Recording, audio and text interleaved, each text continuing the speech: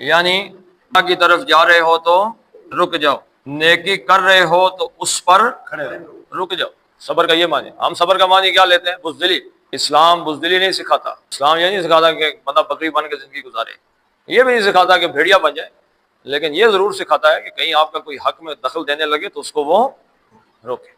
فصبر، پس صبر کیجئے۔ کیا مطلب ہے؟ حضرت نوح کا واقعہ سنایا، بھائی اتنا عرصہ انہوں نے محنت کی نا، نتیجہ کیا نکلا؟ کافر کدھر گئے؟ مارے گئے، غرق ہو گئے۔ تو آپ بھی نبی صلی اللہ علیہ وسلم صبر، نتیجہ ان کا بھی برا ہے، بچنا انہوں نے بھی نہیں، صبر۔ 950 سال انہوں نے تبلیغ کی ہے۔ حضور صلی اللہ علیہ وسلم نے کتنے سال تبلیغ کی؟ 23 سال، 23۔ تو 23 سال جو ہے آپ حضور، یہ صورت بھی مکی ہے۔ اے حضور صلی اللہ علیہ وسلم آپ دیکھیے، مکے سے آپ نکلیں گے ان کی موت لکھی ہوئی، جتنے یہ سردار بدماش بنے ہوئے ہیں غزوہ بدر والے دن بدر کے کنویں میں پڑے ہوئے ہیں۔ سبحان اللہ۔